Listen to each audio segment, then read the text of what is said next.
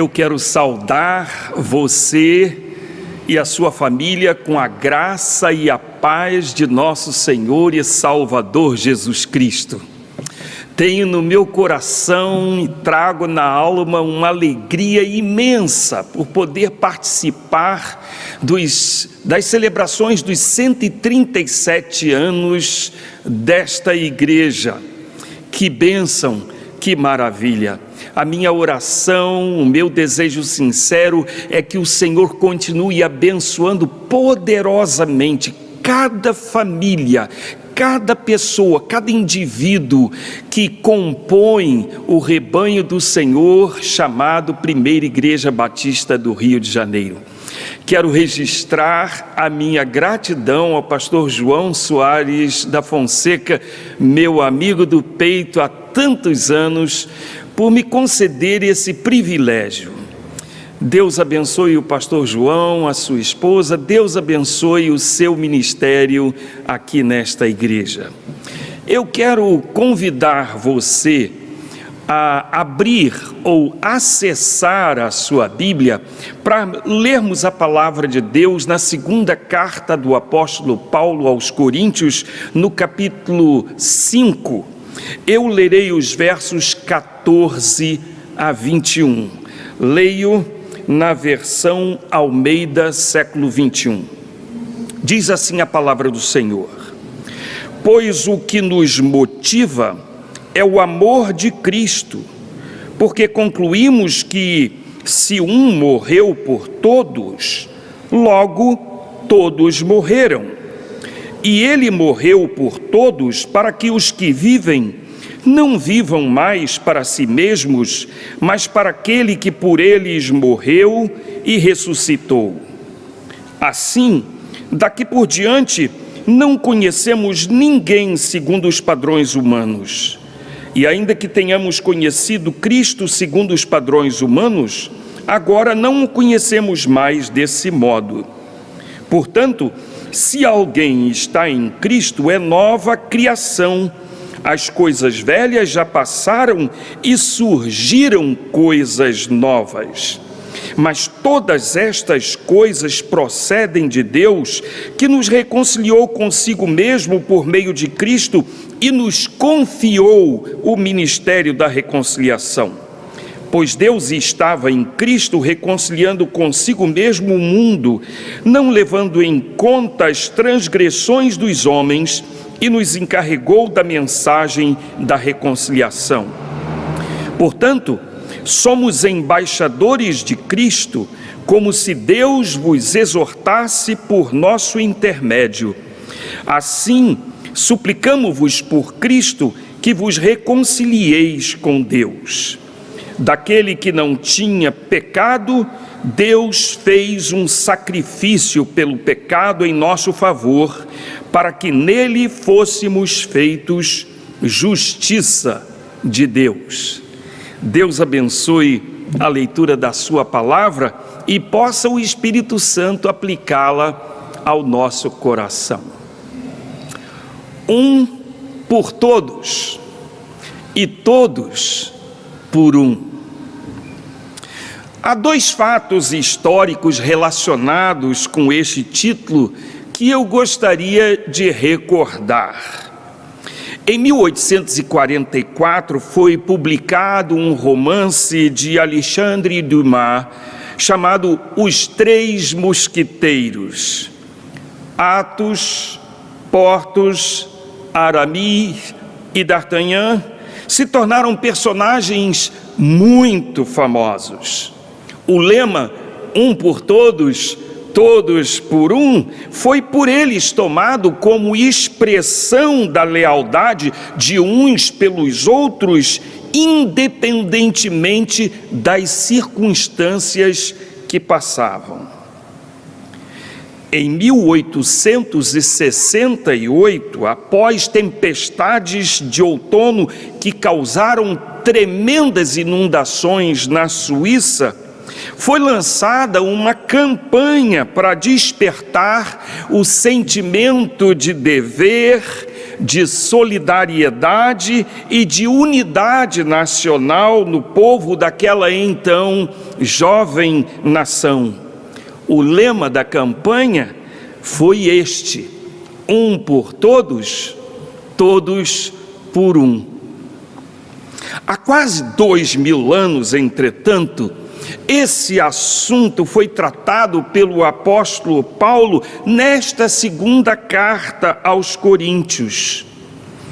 O objetivo de Paulo é muito diferente, porque a abordagem que faz do assunto é teológica e com aplicações muito práticas, tanto no seu aspecto ético como missional. Separo do texto que li 3 frases para nossa consideração desse tema. A primeira frase: ele morreu por todos, que está tanto no verso 14 quanto no verso 15. E é desta frase, desta afirmação, que eu retiro a primeira frase do tema: um por todos. A segunda frase do texto: assim todos morreram, está no verso 14. E a terceira: vivam para aquele que morreu e ressuscitou, no verso 15, de onde eu tiro a frase do tema todos por um. Vamos, portanto, observar cada uma dessas frases. Ele morreu por todos. Não há qualquer dúvida acerca do significado dessa palavra todos. A morte de Jesus é, antes de tudo, uma manifestação clara e definitiva do amor de Deus pelo ser humano. A Bíblia é clara ao afirmar que Deus amou o mundo de tal maneira que deu o seu Filho unigênito, para que todo aquele que nele crê não pereça, mas tenha a vida eterna. João 3,16. Jesus não morreu apenas pelos eleitos. Presta bem atenção. O alcance do amor de Deus é universal, conquanto os efeitos desse sacrifício alcancem apenas os que creem. A morte de Jesus Cristo foi realizada por Deus para atender à sua justiça e santidade. Isto é absolutamente claro no ensino apostólico.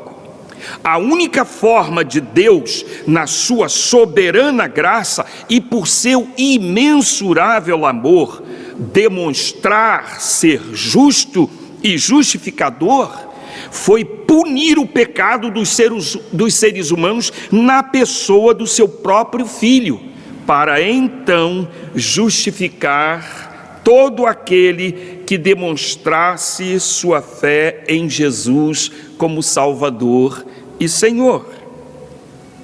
Um único sacrifício foi realizado por Deus para resgatar todas as pessoas do pecado, da culpa, da condenação, da morte e do inferno.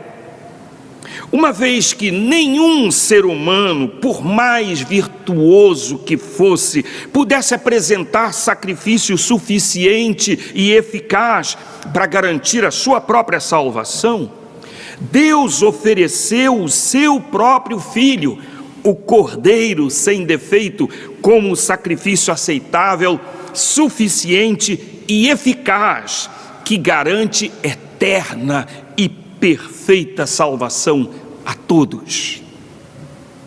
A síntese desse ensino nós podemos encontrar no verso 21, onde lemos: aquele que não conheceu o pecado, Deus o fez pecado por nós, para que nele fôssemos feitos justiça de Deus. Jesus Cristo morreu por todos. Um só sacrifício o do Cordeiro de Deus foi realizado para garantir eterna e perfeita salvação a todas as pessoas. A implicação prática dessa verdade é que não restam alternativas para a salvação de quem quer que seja. Só há um caminho para Deus, e esse caminho não é a igreja, não é uma religião, não são as suas virtudes pessoais, mas é uma única pessoa, Jesus Cristo. Eu sou o caminho, a verdade e a vida. Ninguém vem ao Pai a não ser por mim, Jesus afirmou. E em nenhum outro há salvação, pois debaixo do céu não existe nenhum outro nome entre os homens pelo qual devamos ser salvos, afirmou o apóstolo Pedro. Há um só Deus e um só mediador entre Deus e os homens, Jesus Cristo, o homem, afirmou o apóstolo Paulo. Um único Salvador é a verdade prática desta afirmação teológica. Ele morreu por todos. A exclusividade é a maior característica da doutrina cristã acerca da salvação. Um único sacrifício irrepetível, um único Salvador insubstituível. Ele morreu por todos por amor. Ele morreu por todos para atender à justiça e santidade de Deus. Ele morreu por todos porque só Ele podia oferecer a Deus um sacrifício perfeito e aceitável. Ele morreu por todos para garantir salvação perfeita, eterna e segura. Ele morreu por todos. Um por todos. Esse um não é você. Esse um não é outro senão Jesus Cristo, o Filho de Deus. Ele morreu por você. Ele e somente Ele pode salvar você eterna e perfeitamente. A segunda frase que eu quero destacar é esta: assim todos morreram. Esta é uma afirmação muito estranha, até para aqueles que estão familiarizados com a mensagem do Evangelho. Devo lhe avisar que o conteúdo desta frase, tanto no seu aspecto teológico quanto ético, não é muito agradável, porque desafiador. O grande desafio foi lançado pelo próprio Senhor Jesus, quando ele afirmou: se alguém quiser vir após mim, negue-se a si mesmo, tome cada dia a sua cruz e siga-me. Conquanto Jesus use aqui uma linguagem metafórica, as suas palavras são absolutamente claras. Não existe lugar para o egocentrismo na vida daqueles que desejam seguir a Jesus.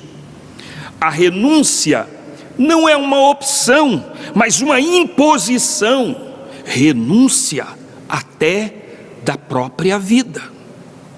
Jesus conhece a nossa natureza humana corrompida, fragilizada. Jesus sabe que nós somos egoístas e que colocamos os nossos interesses acima de tudo e de todos.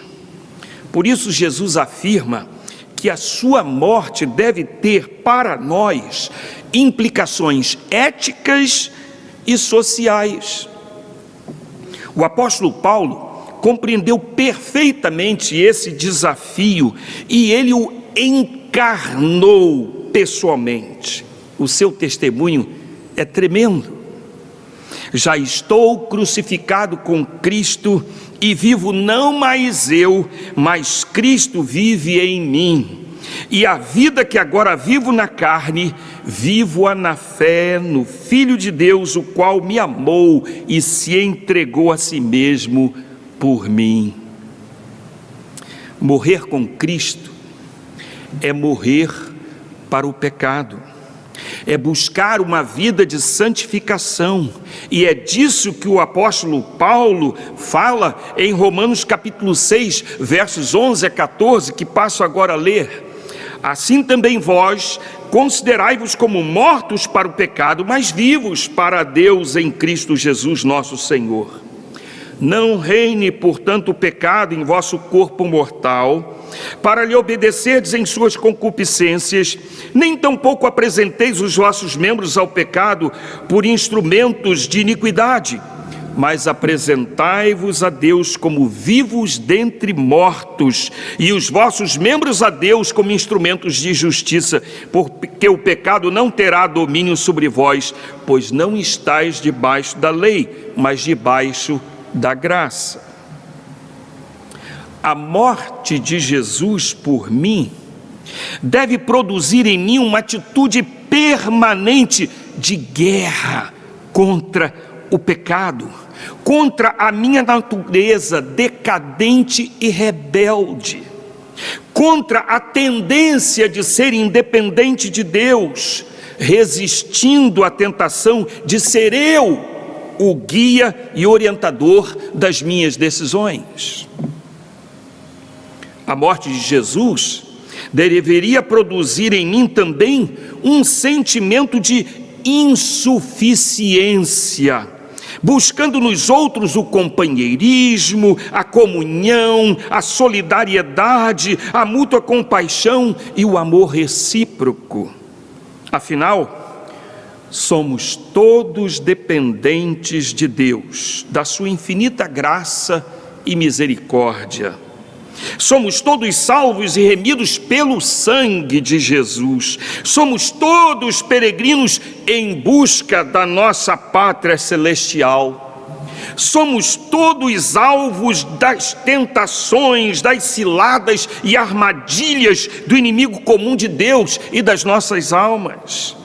Experimentamos todos lutas, frustrações e fracassos.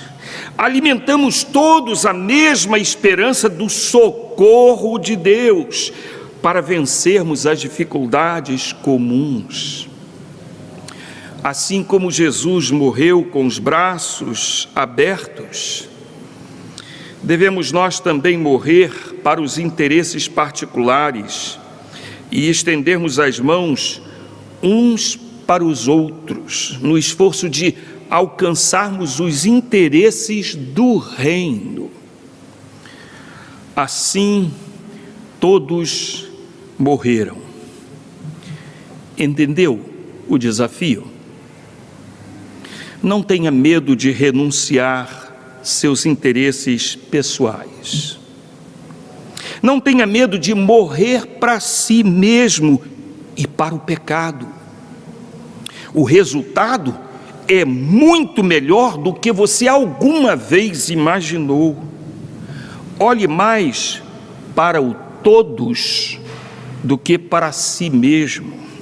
Sua visão será muito melhor. Assim, todos morreram. Que frase, que desafio, que bênção. É somente quando morremos para nós mesmos que a vida de Cristo se instaura em nós com a sua expressão máxima e com a sua potência plena. Assim, todos morreram. A terceira frase: vivam para aquele que por eles morreu e ressuscitou. Está no verso 15. Eu gostaria de chamar a sua atenção para o fato de retirar desta frase a segunda parte do título da mensagem: todos por um. Para o apóstolo Paulo, viver para Cristo é viver uma vida de constante transformação. Veja o que ele diz no verso 17: assim que se alguém está em Cristo, nova criatura é, as coisas velhas já passaram, eis que tudo se fez novo. Essa vida nova é motivada pelo amor de Jesus por nós. O nosso compromisso com a mudança não é resultante de nenhuma imposição religiosa da igreja, mas uma espécie de compulsão moral e espiritual produzida em nosso íntimo pelo amor de Jesus. No verso 14, o apóstolo Paulo afirma: o amor de Cristo nos constrange. Essa é uma afirmação muito forte. É o fato de Jesus me ter amado ao ponto de dar a sua vida por mim que me leva a viver para Ele. Meu compromisso de viver para Cristo me leva a buscar constante aperfeiçoamento. Eu desejo ser hoje mais parecido com Jesus do que fui ontem. Eu quero ser mais semelhante a Jesus amanhã do que sou hoje. Meu foco não é olhar para trás, mas para frente. O meu alvo é crescer até alcançar a estatura do varão perfeito, isto é, a estatura de Jesus Cristo. Viver para Cristo é comprometer-se com esse aperfeiçoamento permanente.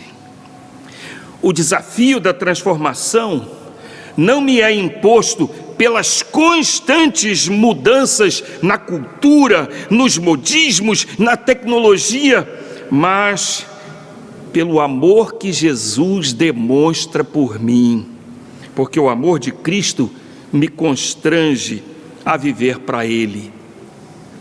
Observo também que viver para Cristo significa um compromisso com a missão que Ele nos confiou, a mim e a você. Paulo identifica essa missão no verso 20, quando afirma: de sorte que somos embaixadores da parte de Cristo, como se Deus por nós vos rogasse.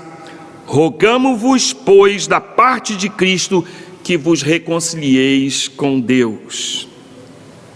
A mensagem do Evangelho é o convite para que todas as pessoas se reconciliem com Deus. E Deus entregou a mim e a você a missão de anunciar esta mensagem. Na linguagem de Paulo, nós somos embaixadores de Cristo, isto é, nós representamos o seu reino. Cada lar cristão é uma embaixada deste reino celestial na terra, e cada cristão é um embaixador de Cristo. Temos uma mensagem de reconciliação, uma carta escrita com sangue pelo próprio Deus, convidando as pessoas para se reconciliarem com Ele. Esta missão não é da igreja como instituição, mas da igreja como conjunto de indivíduos alcançados pela graça de Deus e resgatados pelo poder do sangue de Jesus. Portanto, esta missão é minha, é sua, é de cada um de nós, individualmente. Eu e você somos agentes dessa reconciliação. Reproduzimos o convite de Deus a todas as pessoas. Realizamos esta missão em nome de Jesus Cristo e como porta-vozes de Deus. Deus é tão maravilhoso que providenciou a nossa capacitação para realizarmos com êxito esta missão. Jesus afirmou o seguinte: mas recebereis sobre vós o poder do Espírito Santo, e ser-me-eis testemunhas, tanto em Jerusalém como em toda a Judéia e Samária, e até os confins da terra. É no poder do Espírito que nos tornamos porta-vozes de Deus e anunciadores do convite a todas as pessoas para se reconciliarem com Deus. Homens, mulheres, jovens, adolescentes, crianças, anciãos, que são discípulos de Jesus, são empoderados por Deus para a realização exitosa desta missão com o poder do Espírito Santo. Nenhuma desculpa é aceitável para o não cumprimento da missão. Este é o compromisso missional no qual estamos engajados plenamente. Todos por um. Todos os remidos vivendo aperfeiçoamento constante e engajados no cumprimento da missão como agentes da reconciliação. Quero caminhar para o final, contando para você uma história que muito provavelmente você já conhece. Em 1998, Steven Spielberg lançou o filme que recebeu em português o título O Resgate do Soldado Ryan. O filme é um extraordinário épico de guerra que conta a história da heróica missão de um comando especial de 8 homens que tinha como missão resgatar o único sobrevivente de 4 irmãos soldados por ordem expressa do presidente dos Estados Unidos da América. O ambiente era o da Segunda Guerra Mundial. O soldado Ryan é resgatado miraculosamente pelo grupo, mas com perda de quase todos os membros desse grupo. Numa das cenas mais significativas, o Capitão Miller, vivido por Tom Hanks, é mortalmente ferido num combate ferrenho para consumar o resgate do paraquedista Ryan, vivido por Matt Damon. Vendo o capitão gravemente ferido, o soldado Ryan corre e se aproxima dele e ouve-o dizer suas últimas palavras: "Earn it", que numa tradução livre significa "faça com que tenha valido a pena". O sacrifício do grupo e a frase do capitão herói influenciaram tremendamente toda a existência daquele soldado. Todas as suas atitudes na vida receberam o impacto daquelas palavras: faça com que tenha valido a pena. A cena final do filme mostra o soldado já idoso, acompanhado de sua esposa, filhos e netos, num cemitério memorial americano na Normandia. Ele localiza o túmulo do capitão Miller e se ajoelha muito emocionado. Ele chama sua esposa e lhe pede: diga que eu fui um homem bom e que vivi uma vida digna. A mulher, sem entender bem o pedido do marido, afirma com muita convicção: você foi o melhor. O veterano Ryan vira-se para o túmulo, presta continência silenciosamente e se retira profundamente emocionado. Eu e você não estamos diante do túmulo daquele que nos resgatou, porque o nosso Redentor vive para sempre. Um dia, quando nos apresentarmos diante dele, eu e você gostaríamos de lhe dizer também: eu vivi para o Senhor Jesus. Eu vivi uma vida digna do teu amor por mim. Eu vivi para honrar o sacrifício que o Senhor fez por mim naquela cruz. Eu renunciei a mim mesmo, porque a tua morte por mim me ensinou a morrer para mim mesmo. Eu vivi cada dia, Senhor, me esforçando para me aperfeiçoar, de forma que o teu sacrifício por mim não fosse em vão.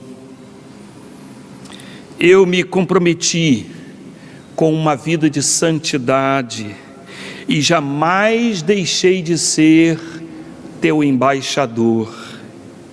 Eu cumpri a missão que o Senhor me confiou. Cada dia eu me esforcei para anunciar o teu convite às pessoas para se reconciliarem com Deus. Um por todos, todos por um. Cristo morreu por você. Morra para si mesmo e viva para Jesus.